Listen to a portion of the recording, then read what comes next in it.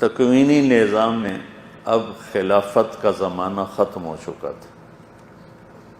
الخلافت بعدی 30 سنة، تو 29.5 سال حضرت علی تک اور 6 مہینے حضرت امام حسن تک، 30 برس.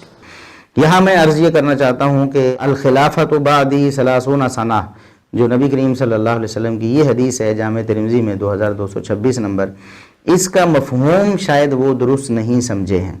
اس کی وجہ یہ ہے کہ اس کا جو اصل مفہوم یہ نہیں ہے کہ خلافت 30 سال بعد بالکل ختم ہو جائے گی، بلکہ نبی کریم صلی اللہ علیہ وسلم کی مراد یہ ہے کہ میرے بعد 30 سال خلافت کا پہلا دور ہوگا اور اس کے بعد خلافت کا دوسرا دور شروع ہوگا. اگر یہ ترجمہ کیا جائے کہ خلافت بالکل ختم ہو جائے گی 30 سال بعد تو یہ غلط ہوگا، کیونکہ صحیح بخاری اور صحیح مسلم کی احادیث کے یہ سراسر خلاف ہے، بلکہ قرآن کریم کی آیت کے بھی خلاف ہے. سورہ نور کی آیت نمبر 55 اللہ رب العزت نے ارشاد فرمایا وعد اللہ الذین آمنوا منکم وعملوا الصالحات لیستخلفنہم فی الارض کما استخلف الذین من قبلہم. اللہ رب العزت نے ایمان اور عمل صالح والوں کو یہ وعدہ دیا ہے کہ انہیں ضرور زمین میں خلافت نصیب فرمائیں گے جس طرح ان سے پہلے لوگوں کو خلافت ملی تھی.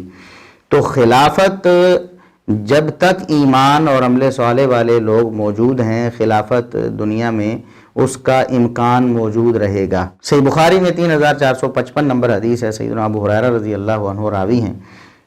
نبی کریم صلی اللہ علیہ وسلم نے فرمایا کہ بنی اسرائیل ان کے جو زمام اقتدار ہوتی تھی وہ انبیاء کے ہاتھ میں ہی ہوتی تھی. ایک نبی فوت ہوتا، دنیا سے جاتا تو اگلا نبی آ جاتا تھا. لیکن میرے بعد نبی نہیں ہوگا تو پھر کون لوگ زمام اقتدار سنبھالیں گے؟ آپ صلی اللہ علیہ وسلم نے فرمایا وَسَيَكُونُ خُلَفَاء، خلفاء ہوں گے میرے بعد، تمہارا اقتدار، میری امت کا اقتدار خلفاء کے ہاتھ میں جائے گا. فَيَكْسُرُونَ، وہ بہت زیادہ ہوں گے. خلفاء گنتی کے 4-5 نہیں بلکہ بہت زیادہ ہوں گے. اور اسی کو آپ صحیح مسلم کی ایک حدیث سے بھی سمجھیں جو 1821 نمبر پہ صحیح مسلم میں ہے. سیدنا جابر بن سمرہ رضی اللہ عنہ روایت کرتے ہیں کہ نبی کریم صلی اللہ علیہ وسلم نے فرمایا لا یزال الاسلام عزیزا الی 12 خلیفۃ کلهم من قریش، اسلام 12 خلفاء کے دور اقتدار تک غالب رہے گا اور سارے کے سارے یہ خلفاء قریش میں سے ہوں گے. یعنی 12 خلفاء تو ایسے ہوں گے کہ جب تک ان کا دور خلافت ختم نہیں ہوتا اسلام غالب ہی غالب رہے گا. یہ نبی کریم صلی اللہ علیہ وسلم نے فرمایا ہے. اور اگر اس 30 سال خلافت والی حدیث سے یہ سمجھ لیا جائے کہ خلافت صرف 30 سال رہی ہے، پھر نبی کریم صلی اللہ علیہ وسلم کے بقول کم از کم جو 12 خلیفہ ہیں، کم از کم جو 12 خلیفہ جن کے دور میں اسلام بھی غالب رہا ہے، ان میں سے 7 یا 8 کون سے ہیں؟ کیونکہ 30 سال تک تو پھر 4 یا 5 خلیفہ ہی بنتے ہیں. باقی جو 7-8 خلیفہ ہیں وہ کہاں ہیں؟ تو اس بات پر غور کرنے کی ضرورت ہے.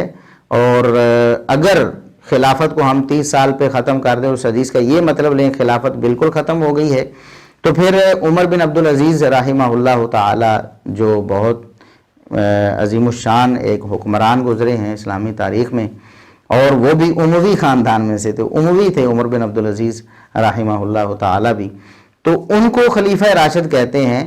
خود مولانا طارق جمیل صاحب بھی کہتے ہیں امیر المومنین عمر بن عبدالعزیز، اور کہتے ہیں عمر بن عبدالعزیز خلیفہ بنے، عمر بن عبدالعزیز رحمۃ اللہ علیہ خلیفہ بنے.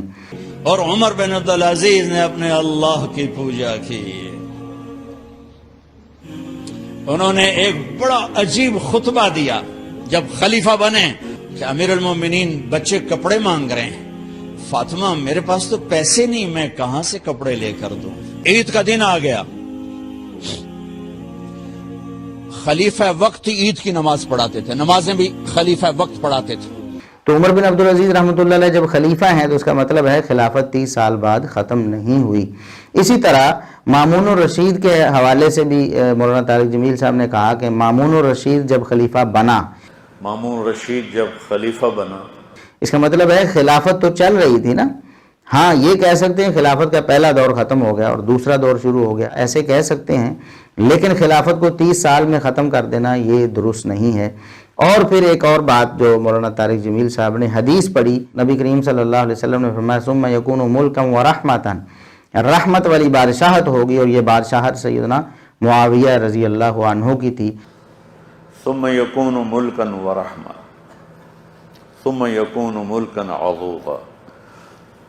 تو آپ نے فرمایا میرے بعد خلافت 30 سال ہے، پھر بادشاہت ہوگی رحمت والی، معاویہ کی بادشاہت کی طرف اشارہ، اور پھر اس کے بعد ملک ہوگا کتے کی طرح کاٹ کھانے والا۔